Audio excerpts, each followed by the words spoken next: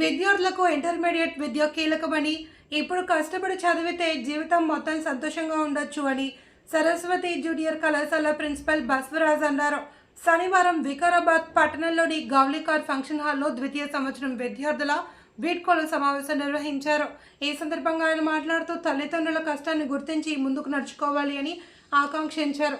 కష్టపడి చదువుకోవాలి అని ఉన్నత లక్ష్యాలను పెట్టుకుని ముందుకు సాగాలన్నారు. అనంతరం విద్యార్థులు నిర్వహించిన సాంస్కృతిక కార్యక్రమాలు ఆకట్టుకున్నాయి.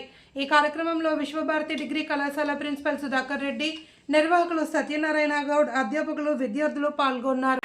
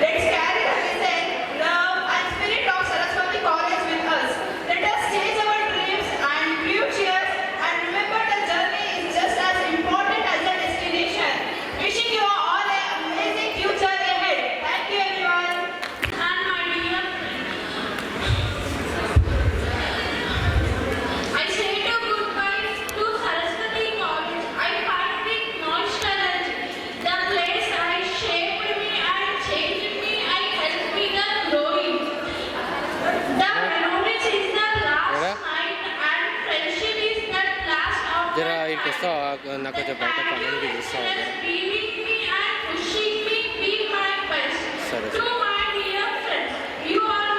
సరే సరే సరే.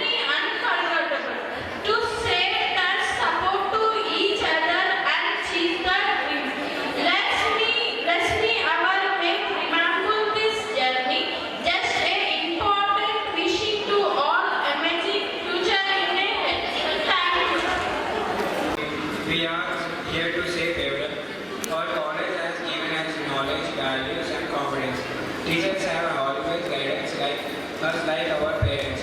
Friends made our college life joyful and memorable.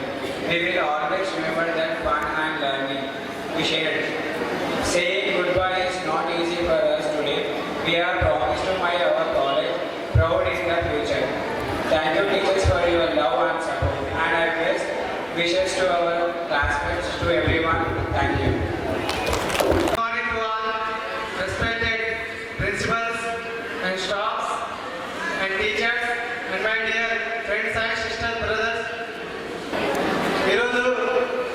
మన college Shri Saraswati junior vocational college Vikarabad డిస్ట్రిక్ట్లో సెకండ్ ఇయర్ అందరికీ వెళ్ళిపోతున్న సందర్భంగా ఫేవరెట్ కండక్ట్ చేసిన ఫస్ట్ ఇయర్ వాళ్ళు నా హార్ట్ఫుల్గా అందరికీ థ్యాంక్స్ చెప్తున్నాను.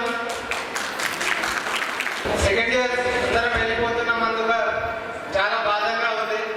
ఇన్ని రోజులు 2 years కలిసి ఉన్నాం, మంచి ఎంజాయ్మెంట్ చేసినాం, కలిసి ఉన్నాం, గొడవడినాం, మంచిగా ఉన్నాం. సడన్ గా ఏదో మన లైఫ్ లో కోల్పోతున్నట్టు ఉంది. అసలు మొదలు బిడ్డ వస్తుందో రాదో అన్నంత ఫీల్ ఉంది. మన అమ్మ నాన్న ఎంత దగ్గర ఉంటే అంత మెల్లగా ఎట్లా అవుతారో దూరం అట్లా ఉంది. ఇప్పుడు చదువుకుంటే కాలేజీలో సారాలు చాలా మంది తిడుతుండే చదవండిరా అని. నేను అందరికేమో కానీ ఎకనామిక్స్ మా నాన్న తర్వాతనే ఫుల్ హ్యాపీగా ఉన్నట్టే ఎకనామిక్స్ సార్. నాకు ఎకనామిక్స్ సార్ చాలా ఇన్స్పిరేషన్. ఆయన నాకు దేవుడు. ఇది ఇంతవరకు అంటే నేను అసలు చెప్పుకోలేను. ఎకనామిక్స్ సార్ అంటే నాకు పిచ్చ అంటే చాలా ఇష్టం. నా అమ్మ తర్వాతనే ఎకనామిక్స్ సార్ నా గురువు. ఇంత మంచి తక్కువ బడ్జెట్లో మనకు చదువు ఇచ్చిన మన ప్రిన్సిపల్ సార్కి నా హార్ట్ఫుల్గా ఒక్క పాదాభిషేకం చేస్తున్నాను.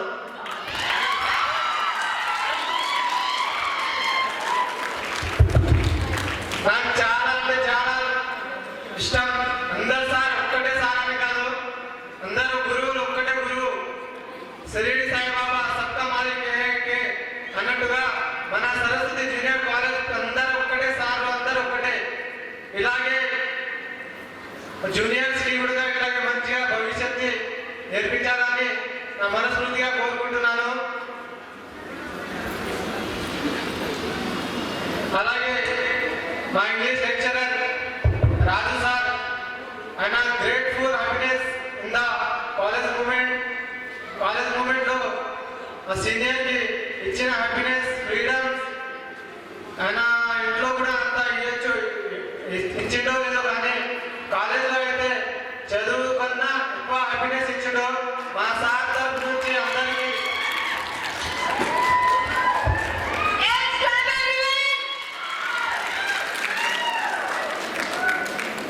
సార్, ఎన్ని రోజులు మీరు ఏమనుకున్నారో నా గురించి అంత సార్ వాళ్ళకి తెలుసు, నేను ఎట్లుంటాను. కానీ రాసాకి మా అన్న స్థాయిలో తీసుకున్నాను. ఎందుకంటే మా అన్న కూడా సేమ్ సార్ ఎట్లా ఆలోచిస్తాడో అట్లాగే సేమ్ ఈవెంట్, సేమ్ యాటిట్యూడ్ ఉంటుంది. నేను ఎప్పుడు అనుకోలే సార్ ఇట్లా ఉంటాడా అని. నాకు తర్వాత ముందు తెలిసింది, జాయిన్ అయినప్పటి నుంచి తర్వాత తెలియదు. సెకండ్ ఇయర్ లో సార్ గురించి బాగా తెలిసింది.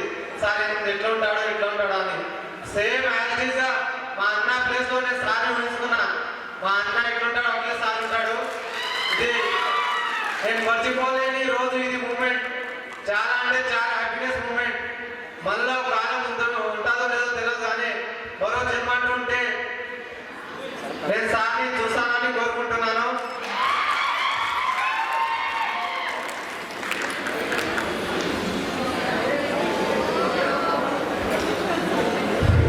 ఇంత అవకాశం ఇచ్చినందుకు చాలా థ్యాంక్స్. జూనియర్లకు మంచిగా చదువుకోండి, సారాల మాట వినండి, సారాలకి ఎదురు ఇవ్వండి.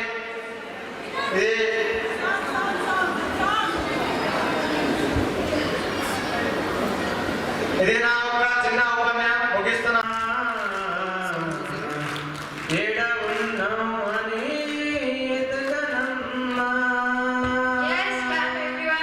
అమ్మలా నన్ను చూసుకున్నా నా బంగారు అమ్మ, ఏడ ఉన్నావు అని వెతకనమ్మా. 9 నెలలు నన్ను మోసి పెంచినావమ్మా. అమ్మా నీ పిలిస్తే ఆదుకుంటావమ్మా. 9 నెలలు నన్ను మోసి పెంచినావమ్మా. అమ్మా నీ పిలిస్తే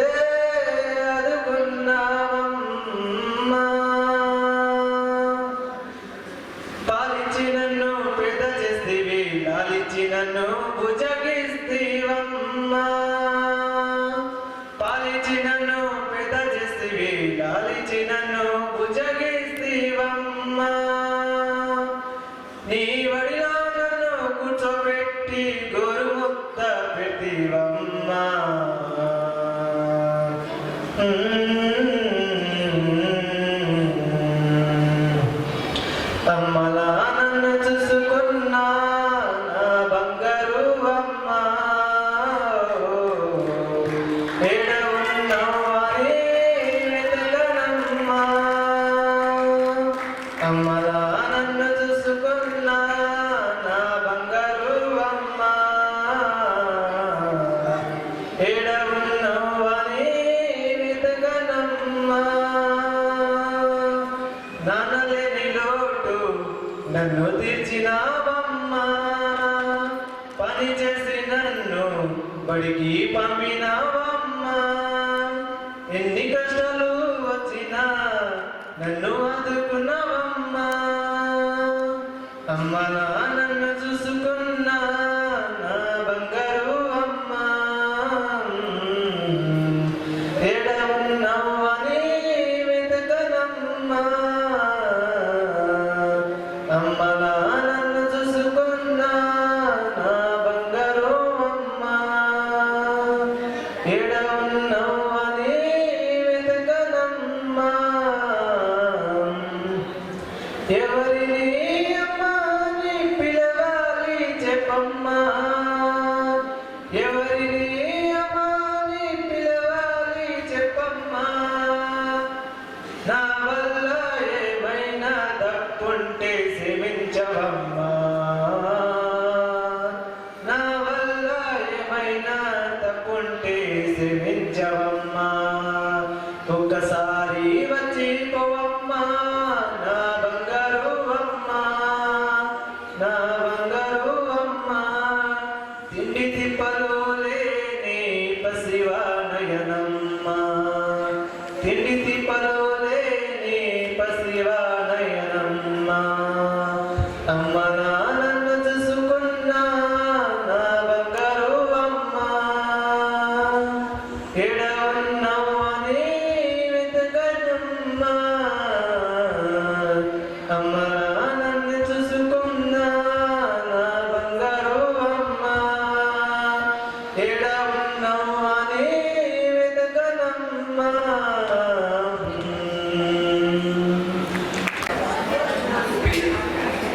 డబ్బులున్న వాళ్ళే కాకుండా పేదలు కూడా తమ కాలేజీలో చదువుకోవచ్చని తక్కువ ఫీజులతో మనల్ని చదివిస్తున్నటువంటి శ్రీ నిర్మల్ సార్ గారికి ముఖ్యంగా నా ధన్యవాదాలు.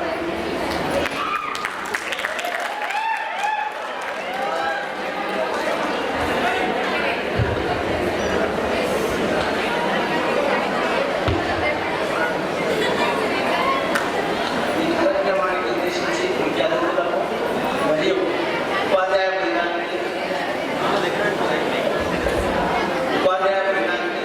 మరియు ఈరోజు వీడ్కోలు ఇస్తున్నటువంటి మా ప్రియమైన జూనియర్స్కి మరియు నాతోటి విద్యార్థులందరికీ శుభ మధ్యాహ్నం. ఈరోజు చాలా ఉద్యోగభరితమైన రోజు. మన అందరం ఇక్కడ ఒక ప్రత్యేక ప్రయాణానికి వీడ్కోలు పలకడానికి మరియు కొత్త ప్రయాణానికి వీడ్కోలు పలకడానికి మరియు పాత జ్ఞాపకాలను గుర్తు చేసుకోవడానికి విచ్చేసారు. అదేవిధంగా తమ చదువును పూర్తి చేసుకొని తోటి విద్యార్థులకు టీచర్లకు వీడ్కోలు తెలుపుకుంటూ ఈ కళాశాలకు నాకు కేవలం విద్యనే మాత్రం కాకుండా జీవితం అంతా గుర్తుండిపోయే అద్భుతమైన స్నేహితులు జ్ఞాపకాలు ఇచ్చింది. ఇక్కడి గడిపిన ప్రతి క్షణం నాకు ఎంతో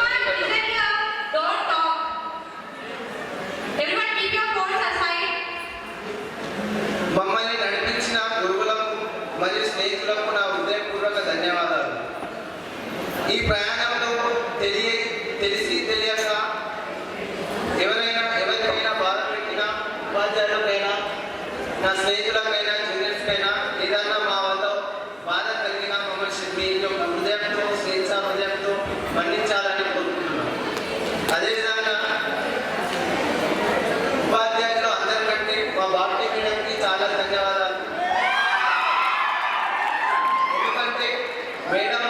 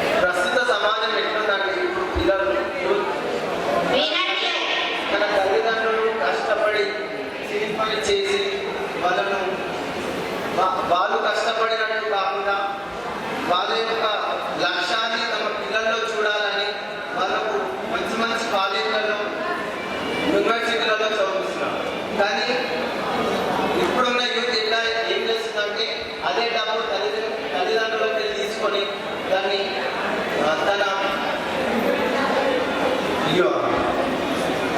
వ్యసనాలకు వాడుకుంటున్నాడు. అలా కాకుండా ఒక చిన్న స్టోరీ దానికి సంబంధించి చెప్తాను. ఇలాగే ఒక కాలేజ్ ఉంది. ఆ కాలేజ్లో ఫేర్వెల్ పార్టీ జరుగుతుంది. ఆ కాలేజ్ ప్రిన్సిపల్ కాలేజ్కి ఒక చీఫ్ గెస్ట్ పిలుస్తారు. అయితే ప్రిన్సిపల్ ఏం చేస్తారంటే ఆ చీఫ్ గెస్ట్కి, సార్ మా పిల్లలకు ఒక మోటివేషన్ స్పీచ్ ఇవ్వండి అని చెప్తారు. ఆ చీఫ్ గెస్ట్ వేదికపై వెళ్ళి ఇలానే మైక్ పట్టుకొని మినిమం 10 సెకండ్స్ వరకు సైలెంట్గా ఉంటుంది. మొత్తం వేదిక మొత్తం సైలెంట్ ఉంటుంది. ఏం చెప్తాడు ఆయన ఏమని ఆలోచిస్తుంది. అయితే ఆయన స్టార్ట్ చేస్తాడు. మా కాలేజీలో వీడ్కోలు జరుగుతుంది. ఆ కాలేజ్ పెద్ద గ్రౌండ్ ఉంది బయట. ఆ గ్రౌండ్లో ఒక పెద్ద బండ ఉంది. ఆ బండ మీద సంతోష్ అనే వ్యక్తి కూర్చోవడం స్టార్ట్ చేస్తాడు. అయితే తన స్నేహితుడు ఒకడు రాకేష్ అతను చూస్తాడు. చూసి ఏమైంది ఈరోజు మొత్తమే డల్ ఉంటుంది, ఎందుకు ఏమైందని నా దగ్గర ఉంటాడు సంతోష్. వెళ్ళి సంతోష్ ఏమైందో ఈరోజు మొత్తం డల్ ఉన్నావు ఎందుకు అని అడుగుతాడు. ఏం లేదురా అని చెప్పు ఏమైంది, ఎందుకు నువ్వు సైలెంట్ ఉన్నావు, డల్ ఉన్నావు, ఏదో దాచుకున్నావు చెప్పు అంటే, ఏం లేదు నేను ఇంకా డల్ ఉండడానికి కారణం మా డాడీ. నేను ఏది చేద్దామన్నా మా డాడీ ఏది చేయనియాడు, నన్ను హ్యాపీగా ఉండనియాడు, డబ్బులు ఇయ్యాడు, నేను ఏమైనా చేస్తే నన్ను తిడతాడు అనేది. నేను సంతోషంగా ఉండాలంటే మా డాడీని చంపాలి. నేను సంతోషంగా ఉండాలంటే మా డాడీని చంపాలి అని చెప్తారు సంతోషంగా. మొన్న నా బర్త్డే పార్టీ అయింది. ఆ బర్త్డే పార్టీకి నేను మీకు పార్టీ ఇచ్చినాను. ఆ పార్టీకి మా డాడీ ఇచ్చినాను అనుకోని మా డాడీ మా మదర్ ఇచ్చింది. అందుకే మీ ముంగట నా గౌరవం ఇచ్చుకున్నాను అని అన్నాను. నేను సంతోషంగా హ్యాపీగా నా లైఫ్లో ఉండాలి అంటే మా డాడీని చంపాలి అని ఫిక్స్ అయిపోయింది. ఫిక్స్ అయ్యి పాయిజన్ బాటిల్ తీసుకుంటాడు. ఇంటికి పోయేలోపు వాళ్ళ ఇల్లు డోర్ క్లోజ్ అయిపోతే పక్కింటి వాళ్ళని అడుగుతారు ఏమైందంటే, మీ డాడీకి హార్ట్ అటాక్ వచ్చింది, ఇప్పుడే హాస్పిటల్కి తీసుకెళ్ళారు, త్వరగా వెళ్ళు అని అంటారు. అప్పుడు అమ్మయ్య నేను దాంట్లో అవసరం లేదు అని అంటే అన్నాను. వెళ్ళి హాస్పిటల్లో వస్తున్నాడు. వాళ్ళ డాడీ స్నేహితుడు కంపెనీలో పనిచేస్తారు. వాళ్ళ డాడీ స్నేహితుడు అన్నప్పుడు ఆ అంకుల్ పక్కకు వెళ్ళి ఇలా సంతోషిస్తుంది. ఆయన ఇతడు సంతోష్ ఏం కాదు, ఏమని కాదు, మీ డాడీకి చిన్న ప్లేట్ ఫస్ట్ టైం వచ్చింది, తగ్గిపోతుంది. అయ్యో తగ్గిపోతుంది అదే కదా నా బాధ, చచ్చిపోతే బాగుంటుంది, నేను హ్యాపీగా తీరవచ్చు, మా డాడీ ఏ దాంట్లో కాటంగా రాదు అని అనుకున్నాను. అయినా నువ్వు చాలా అదృష్టవంతుడు రా సంతోష్, మీ డాడీ ఇలాంటి డాడీ నీకు దొరకడం చాలా అదృష్టం అని అంటే ఈయన మనసులో అంటాడు, ఈ డాడీ నాకు అదృష్టమా ఈయన అని ఇట్లా అనుకుంటాడు. ఎందుకంటే నీ గురించి ఆఫీస్లో చెప్పని క్షణం చెప్పని రోజు ప్రతి క్షణం ప్రతి సెకండ్ నీ గురించే మాట్లాడు. మొన్న బర్త్డే అయిందంట కదా, ఆ బర్త్డేకి మనీ ఇవ్వలేదంట కదా, ఆ మనీ మీ మమ్మీతో ఇప్పించింది మీ ఫాదరే ఇప్పించింది. 5,000 తీసుకొని వెళ్ళామంట. మొన్నను రాత్రి సమయంలో మందు తాగి లేట్కి వచ్చామంట కదా, అదే మీ డాడీకి హార్ట్ అటాక్ రావడం కారణం.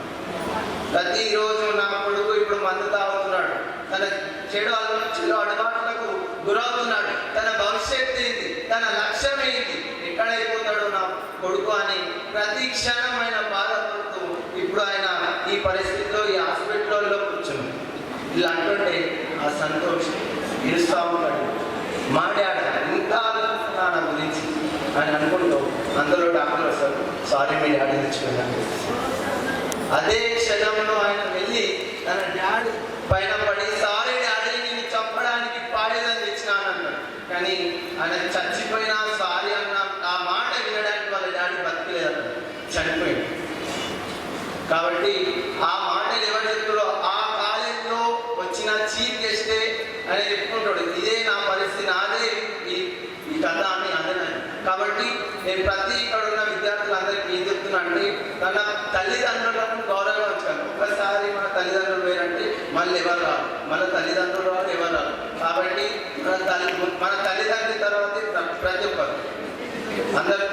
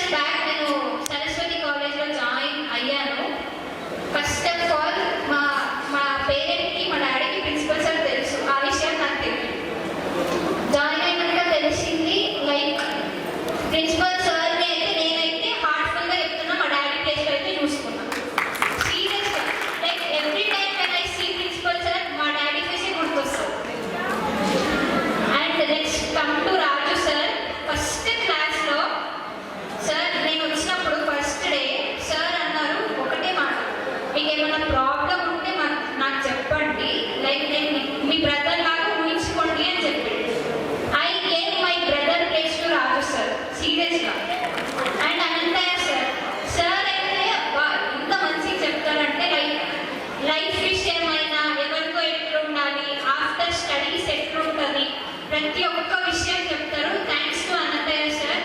And next come to Pramila madam. Madam ఒకసారి లైక్ ఫస్ట్ ఇయర్ మా క్లాస్ టీచర్ మేడం. లైక్ నేను ఎన్ని తప్పులు చేసినా కూడా మేడం సీరియస్గా ఎంత భరించుకుంటూ వచ్చారంటే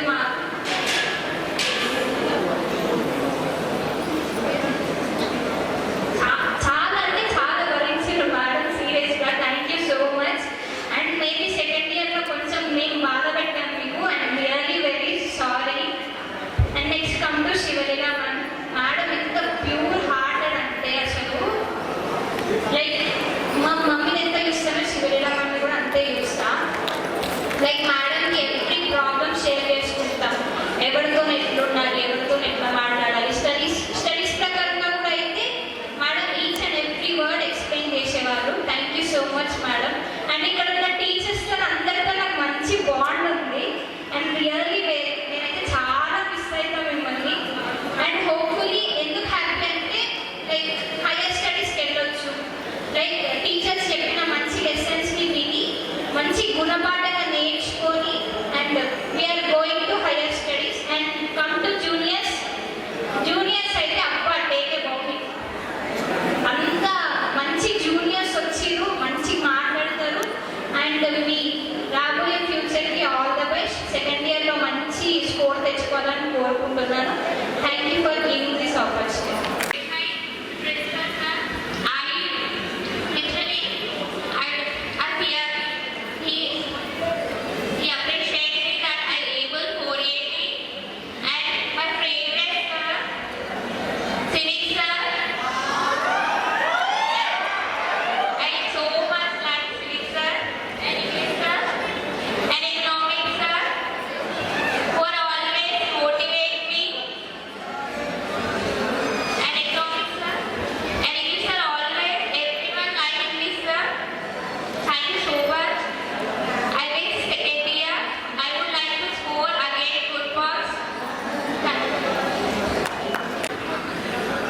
అధ్యక్షత వహించినటువంటి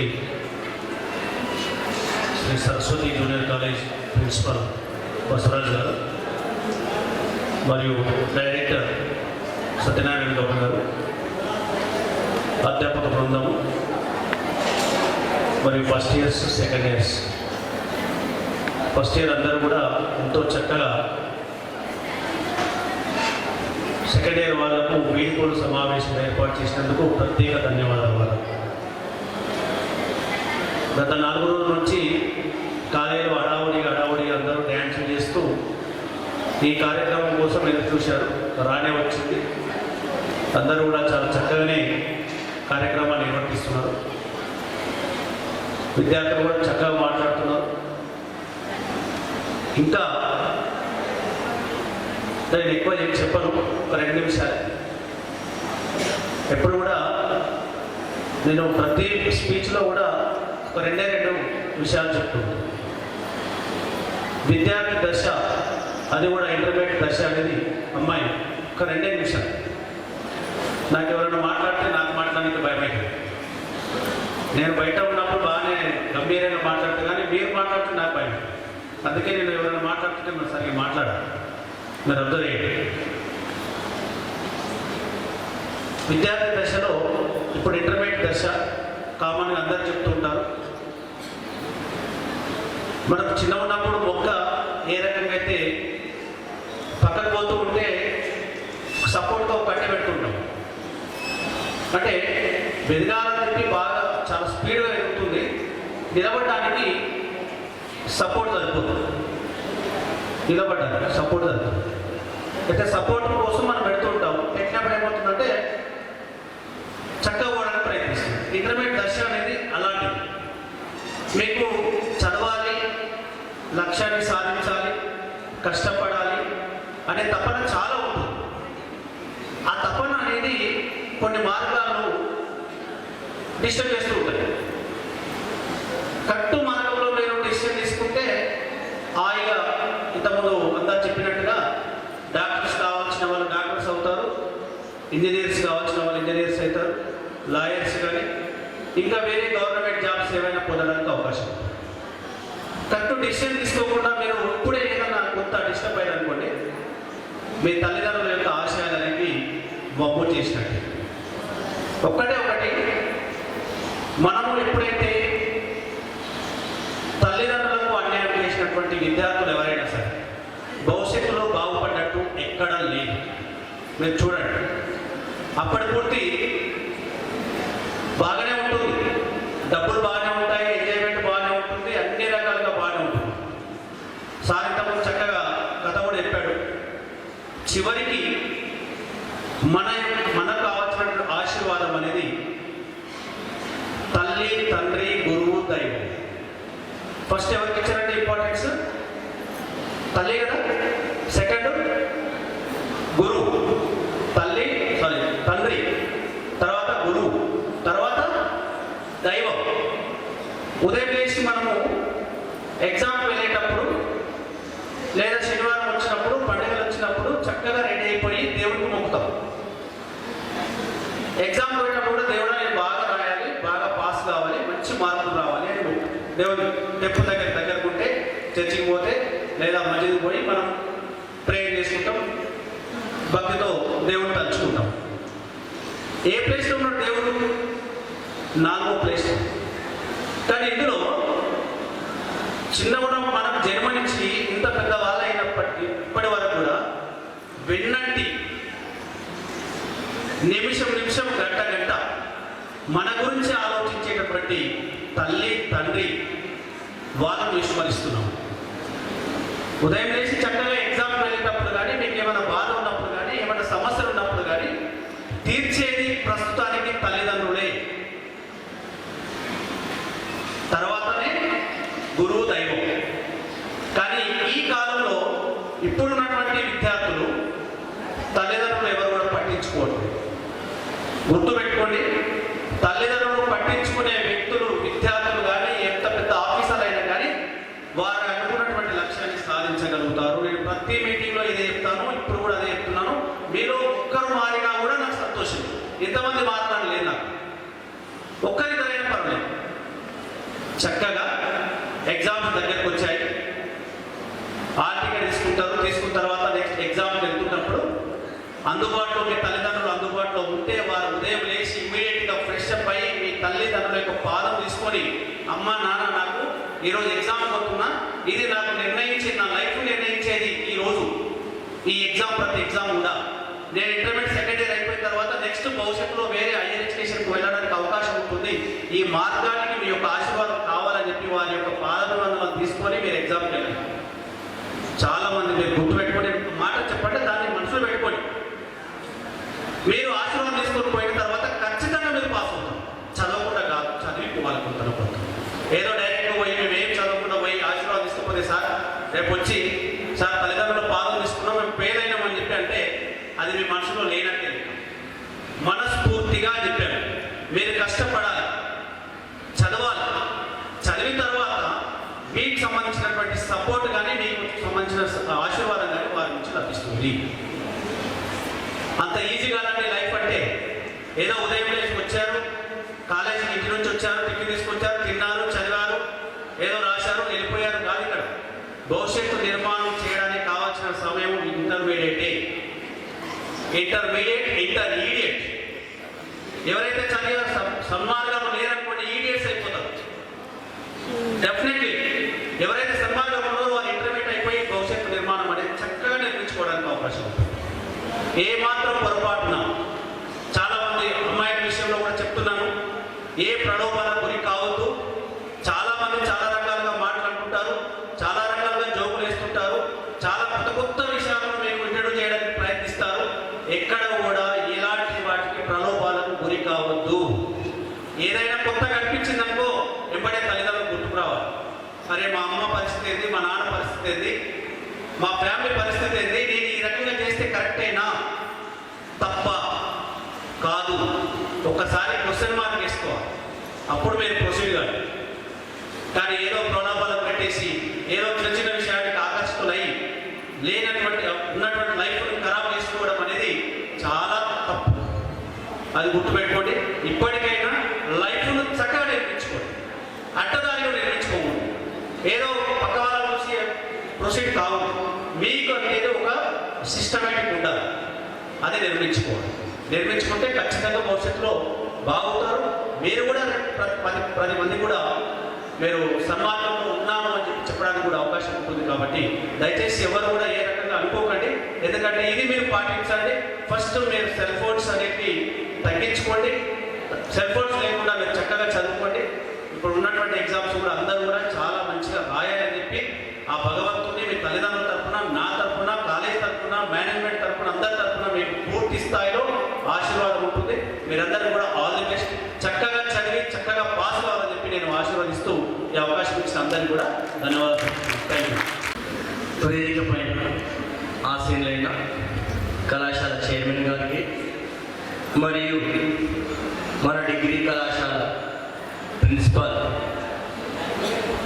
సుధాకర్ రెడ్డి సార్ గారికి, కళాశాలకి గత 10 సంవత్సరాల నుంచి వెన్నంటి ఉంటూ కళాశాల కోసం నిరంతరం కృషి చేస్తున్నటువంటి మా అధ్యాపక బృందానికి, ప్రియమైనటువంటి విద్యార్థులందరికీ మధ్యాహ్న లంచ్ అయినట్టున్నది శుభాకాంక్షలు తెలియజేస్తూ, ముందుగా వెళ్ళిపోతున్నటువంటి విద్యార్థులు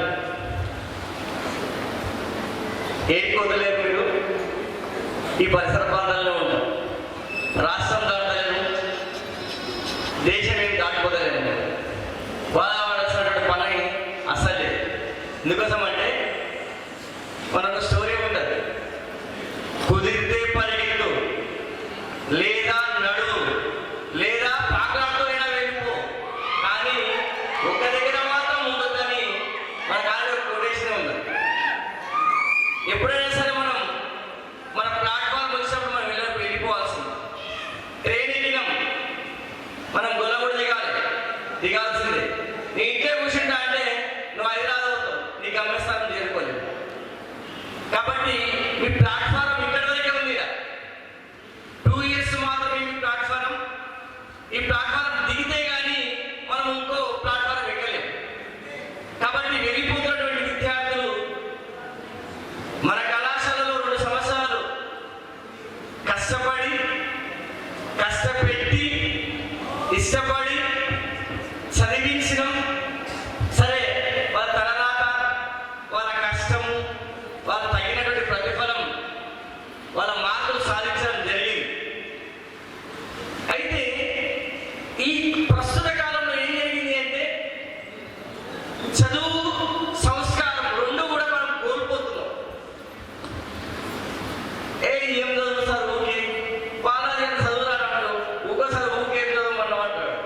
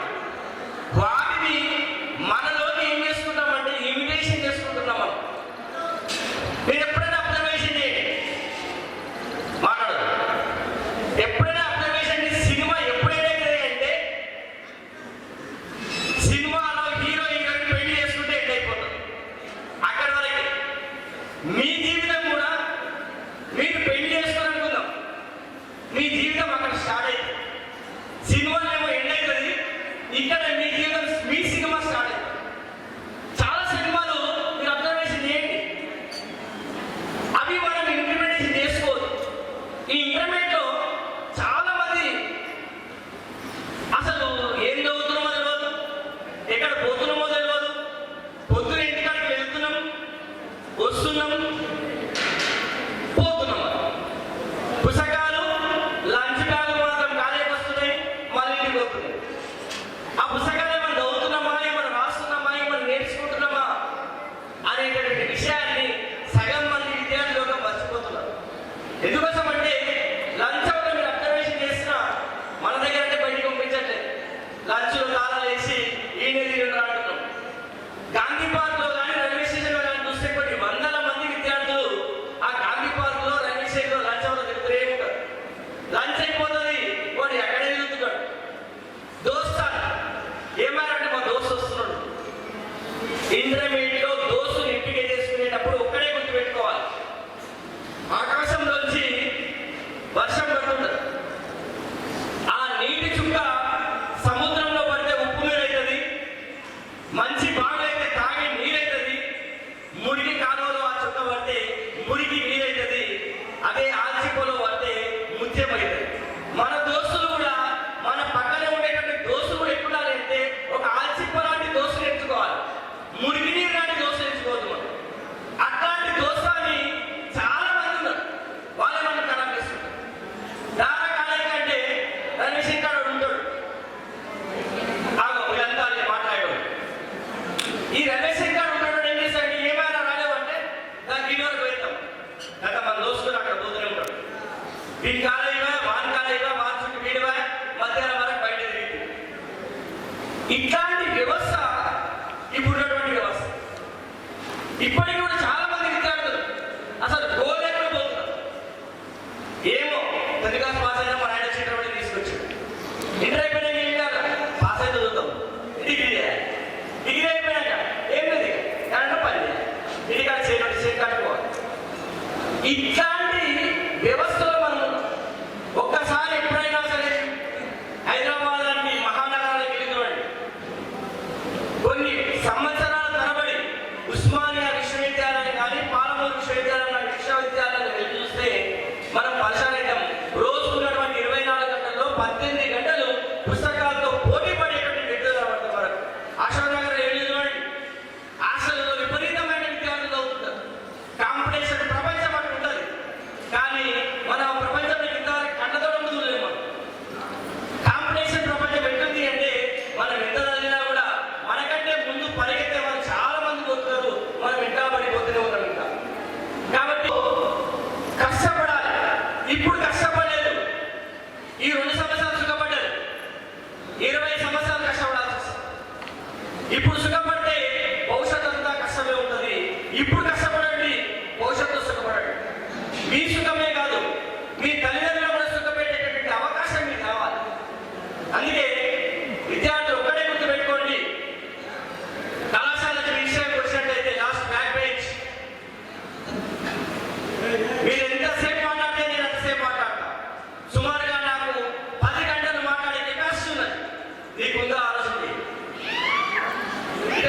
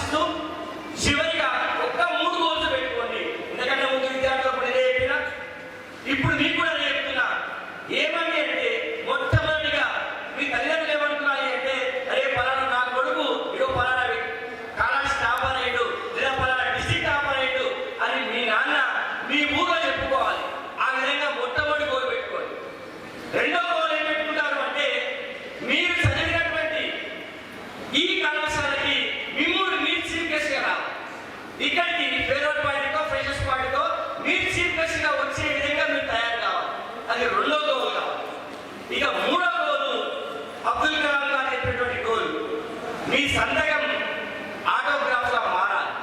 మీ సంతకం ఎప్పుడు ఆటోగ్రాఫ్గా మారుతుంది మీరు ఆలోచించండి. ఇప్పుడు సంతకం ఆటోగ్రాఫ్ అడుగుతారా? మీ దోస్తులు అడుగుతారా? ఎవరు అడగరు. మీ సంతకము ఆటోగ్రాఫ్గా మారాలి అంటే మీరు ఒక ఉన్నత స్థాయిలో ఉండాలి. ఈ మూడు గోల్స్ మీరు పెట్టుకొని భవిష్యత్తులో మంచి చదువులు చదివి ఉన్నత శిఖరాలు ఆశించాలని ఆశిస్తూ ఈ కార్యక్రమం ఏర్పాటు చేసినటువంటి విద్యార్థులు, మొదటి సంవత్సర విద్యార్థులకు ధన్యవాదాలు తెలియజేస్తూ, వాళ్ళు కూడా మీకంటే సెకండ్ ఇయర్ విద్యార్థుల కంటే ఇంకా మంచి మార్కులతో కళాశాల స్థాయిని పెంచుతారని